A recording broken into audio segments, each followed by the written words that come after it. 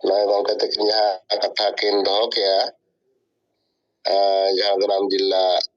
झारग्राम रे जहाँ programme हुईना party जितकर महा रविन टुडू ओंडे मेन केया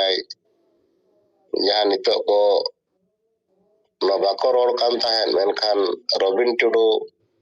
ओना जहाँ सारी कथा लय ओडक केया ओना मिदुन तलारे पूरे डॉक्यूमेंट्स को सब चलाते और जीत बंगा परसे जितकर बस परसे जितकर दिसम के चलखान मुर्मू गे असल सानताड़ी भाषा जितकर ये कनाय नवा को चितान रे अबिना इदिन बडाया कर खंदो ओना रिपोर्ट को तबन केलका पसना कना नवा को चितान रे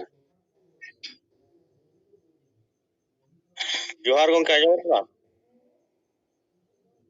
अड़ी बेस तेहन नवा जुमिटी रे और परसी के दिसम के जीत बंगा सलाते मेलाम सुमित्रा मुर्मू और सलाते नवा जय पनोतरेन सनाम सेंगल कमिया कोगे इन पाटा से खो सेंगल सिंगड़ जोहार और सरहाव तो नोडे जहां अब गंके सरहाव रे कथा रकाब किया रविन टुडू जहां सरहाव कदेया आदो नवा लेका दो उनका रिपोर्ट दो दोमे दो बाय बडाय कना तबे इनके कम बेसी फोन फान को देगे बडायो कना जे नुकु नवा तलारे और एटा को दो नुकु मझी परगना महल जहां संगठन मेना को नुकु हो बार पे हटी को हटी कना नुकु को भीतर हो और पर चला कना चेलेका रविन टुडू दो बीजेपी सपोर्टर होते माने परसी जितकर दिसम के सलखान मुर्मू परसी जितकरी मेताय कना नवा दो खूब एकटा दो जनी बाय ठीक है उनका मिटन कथा को रकाबेआ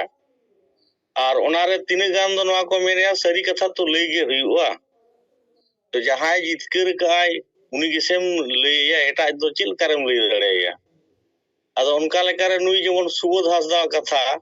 नुया कथा हो चर्चा रे को रकाबेआ जे सुबोध हासदा मा गोटाय लई ओड़े गोटा बकुड़ा पुरुलिया मिदनीपुर गोटा बंगाल करे होय मेन बड़ाया तो उनका लेकारे उनको को तर्क वितर्क कना लेकिन सारी कथा दो मिद दिन दो उडुको गया और ओना मेनते निये के बडायो कना जे मोटा मोटी बेस गया नुई जहां रविन टुडू कथा रकाब काय आ सारी कथा कना आ सारी कथा लईते दो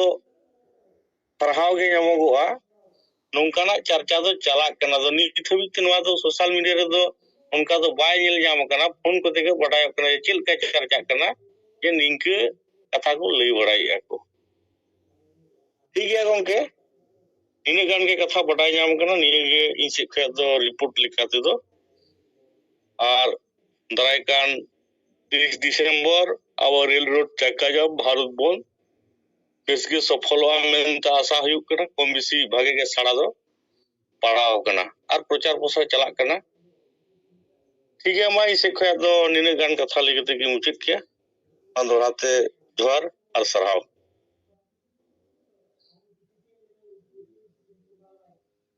आयमा सराव और जोहार नय मोहन मुर्मू बांकुड़ा खान अब जहाँ बन मैंने तार ना चितान रे जा खाटा माचा विचार दो के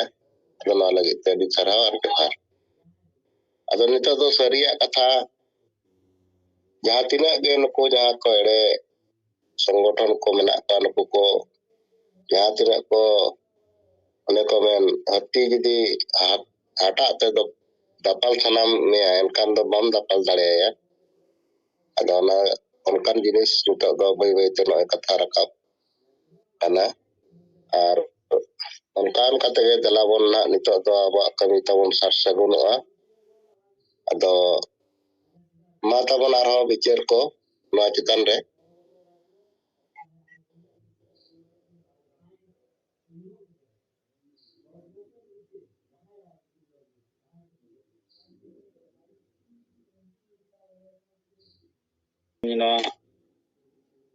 सिंगड़ जो मीटिंग रे पार्सी जितकरे दिसम गमके जेल बुगा सालखान मुर्मू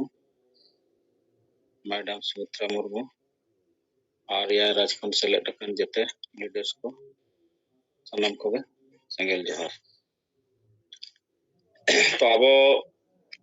जहां फंड रे कथा न गमके जहां बनाव रखा बकत बुआ सिस्टम जे नवा लेकाते अब फंड जुदी बन बनाव रखा दाड़े न द आसान गया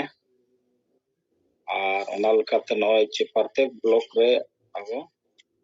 1000 टाका कते प्रत्येक महीने अब भेजाते हुआ और ओना दो 1000 टाका दो आदि अलगा गया टिक ब्लॉक रे 1000 टाका दो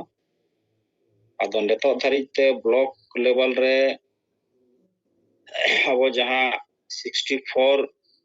ब्लॉक्स रे रजिस्ट्रेशन हुए कना और ओना तला खन 13 टी ब्लॉक खन गे टाका दो भेजा कना और उनका गे पर्सनल रे दो 55 और को रजिस्ट्रेशन का जहां जे 500-6000 टाका एमो रे ओना तला खन 20 और गे को भेजा का और 35 और बाको भेजा का उनका गे ब्लॉक लेवल रहो नोडे हो और कथा दो 51 ब्लॉक्स रे बाकी मेना गे जहां रजिस्ट्रेशन कना आदो रजिस्ट्रेशन तलाते जहां गे अब 15 टी जोन मेना तो ओना लेका तब कोल्हान जोन रे दो 8 टी ब्लॉक रे गे रजिस्ट्रेशन हुए कना और उनका गे बिहार खन दो बारिया ब्लॉक गे रजिस्ट्रेशन कना संताल परगना खन पिया ब्लॉक रे गे रजिस्ट्रेशन कना उनका गे पुरुलिया जोन खन दो 9 टी ब्लॉक रे रजिस्ट्रेशन हुए कना हुगली जोन खन 13 टी ब्लॉक मालदा जोन खन दो बारिया रायरंगपुर खन मिटी बारीपदा खन 12 टी ब्लॉक केंझर जोन खन पुनिया ब्लॉक बीटीआर आसाम खन 3 गोटे छोटी ब्लॉक और नते लखीमपुर डिब्रूगढ़ और ना करे खन बाय कना तो ओना लेका अब पोजीशन मेना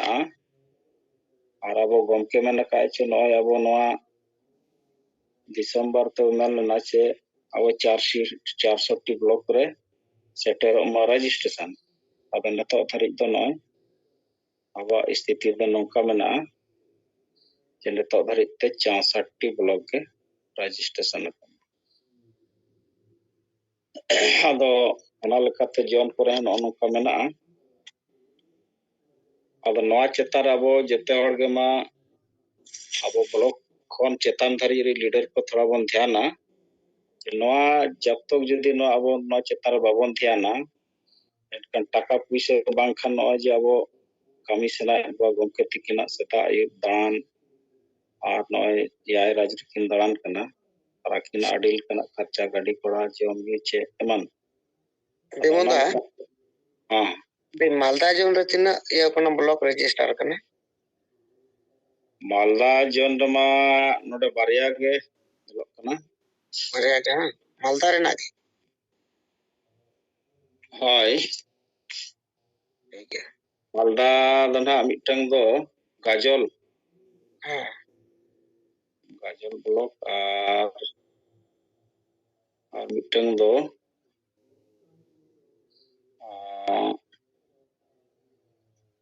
ओल मालदा बांगे गंगारामपुर तो ओल मालदा मिटे हुआ को अच्छा ठीक है ना कोई करान कन को रजिस्ट्रेशन करतो आदो ठीक है नवा चेतन रमा अब जहां सीनियर लीडर्स को जोनल लीडर जे अब सेंट्रल लीडर को और जिला लीडर को नवा चेतन अपन पिन जोन जिला रखा का ब्लॉक को बाकी में आडिगन गे तो ना चेतर अब गे नवा बन ध्यान लेना नवा दो बना रखा बा और वंखा नौका दो नौका गे तहेना और गलमरा और मा दिन गुन गलमरा कना लेकिन न फंड दो जहाना चेतन रे नतो दो माने फंड जे पैसा टका ना अडिगन कमी हुआ ओना लकाते नवा मा अब ᱱᱚᱣᱟ ᱪᱮᱛᱟᱱ ᱨᱮ ᱵᱤᱥᱮᱥ ᱵᱚᱱ ᱫᱷᱮᱭᱟᱱᱟ ᱟᱨ ᱯᱩᱭᱥᱟᱹ ᱴᱟᱠᱟ ᱵᱟᱝᱠᱷᱟᱱ ᱫᱚ उयहर साला विचार साला तो पैसा टका एनांगे जहाना माने प्रैक्टिकल कमी दो पूरा तो ठीक है इन पाटा से खन दो निकल गए निकल का तुम सलाम को जोहार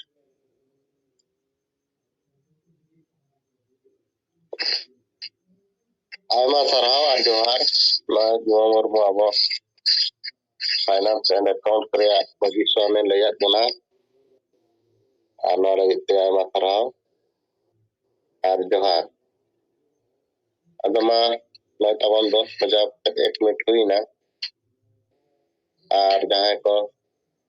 बताओ करते थे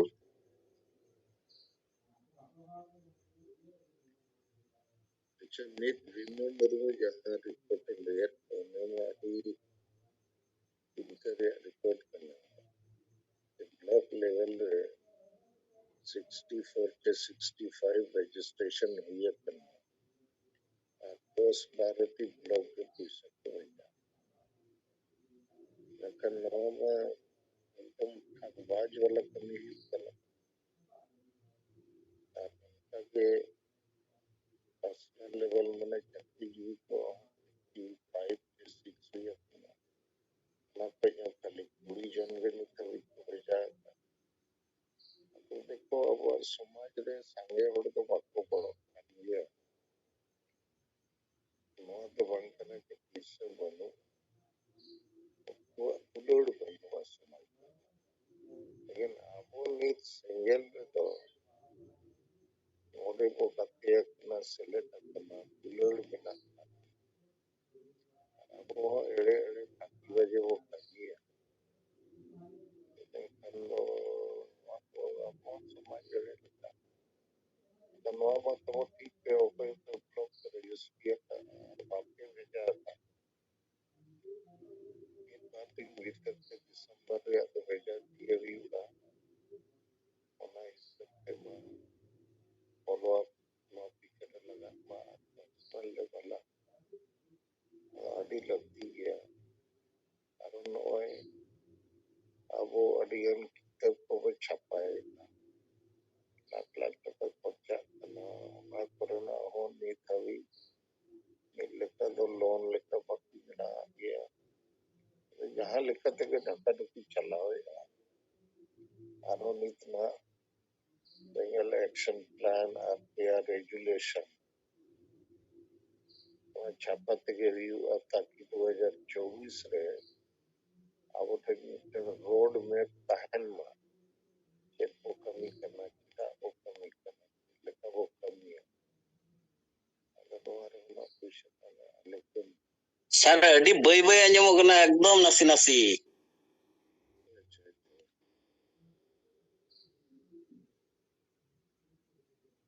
हेलो हेलो हेलो नीचे लेकर थोड़ा बढ़ाओ ना हेलो बई ᱧᱚᱜ धरा गे अंजमो कना थोड़ा बढ़ा थोड़ा गमके चौड़ा चौड़ा गमके नितो दो ठीक है जहाँ तो बहन रोड़े नौगी रोड़े भीमो मुर्मू अब जहाँ रिपोर्ट नीचे ले हुआ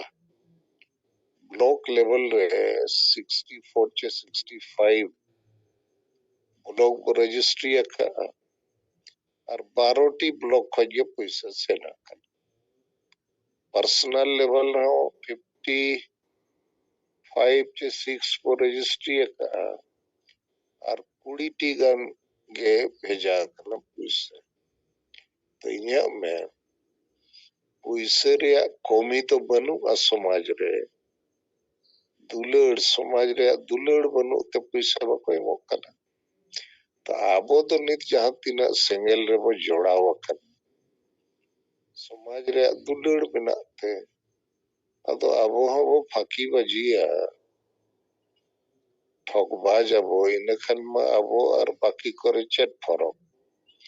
अदो महीने रे मिटंग ब्लॉक खोज 1000 टका तो भेजा तिगे हुआ 1000 टका जावराय मने होड़ को सला संपर्क करना सिंगल रे कमी होरा पसना प्रचार तो मानवा इदी कते कटी विशेष ध्यान एम पे तबो और दिसंबर रे कोटा दो और बार पे दिन समय में ना नो भीतर वो पूरा हुआ और सलाते 30 दिसंबर भारत बंदो होना लगी नो सपड़ा पे तो मनिए के रोड कती है कथाई मुझे दे जोर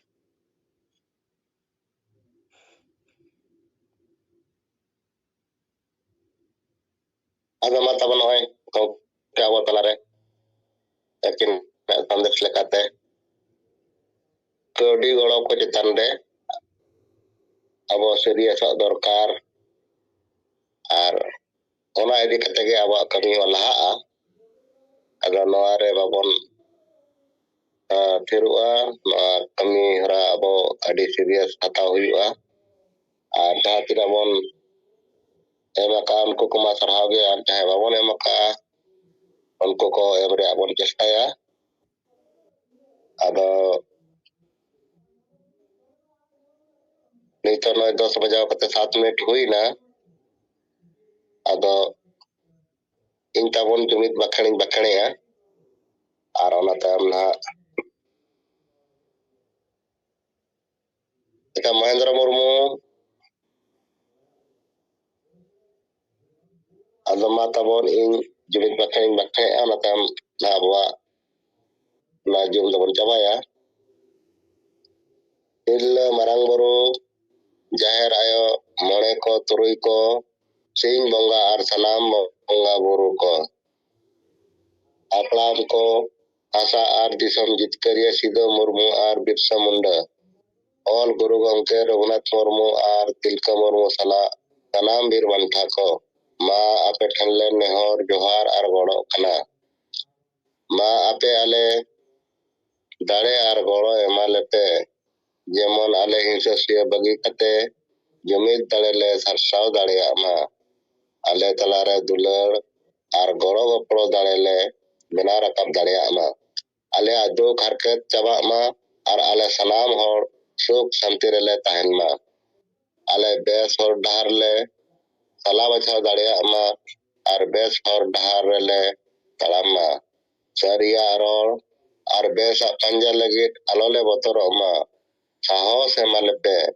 bodolok kan somoy sala tal mel le doho dareya ma ora kuri mit katele taram dareya ma aleya jati dharam asa bhasa मान सम्मान इज्जत आबादी रोजगार चाषबास ले बंचाव दहो दाड़ेया मा फालतू कमी निशा हिस्सा भोट किरिंग अखरिंग आर बुलु ले बगी मा जेमन आलेया मने जीवी आर हड़मा कटे तहन मा जुमड़ी कुमड़ू स्वार्थी आर बड़ी हड़ पंजा बगी कते आलेया समाज ले पंजा कटे मा बोंगा बुरु को मा आले सलाते आले रिन मची Pargana ar naike koho dare ar goro ema kope jemon ma banta kami reko goro ma disam gomke Salkhan Murmu ayurte santali parsi le jitkar kya ema pe ketai dare goro ar buddhi jemon aja ayurte tanna dharam ar disam lagele jitkar dare ma bonga buru ko ma sanam dare buru जीव जंतु चेणे चिपरू ar eta manwa koho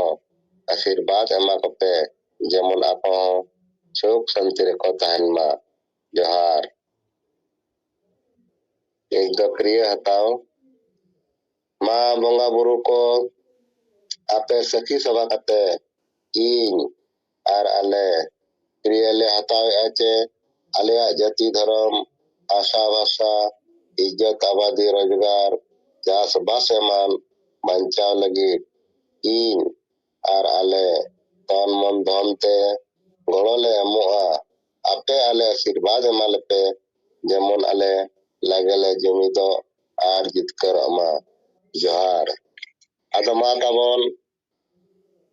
tehno single jumre adi ayma hormon select na kata ko bicar ko bondo kya विशेष kate don aya talare gi bonga persi jitkare disamo Salkhan Murmu ar jara Sumitra Murmu akina kata kokin sodorar bona anyam ki abon ar abuak kata kong kinang jom kia no lagi te atina ari damanang oktokin em kia no lagi adi sarau ar ape tanam kota bon adi ayma sarau ar gapa no ka gebot ठीक 8 बजे bon nyapama ar abuak no kami hara bon la idia ma sanam ko tinggal mujud johar ar abo talare tunila taho adi ayma sarau ar johar.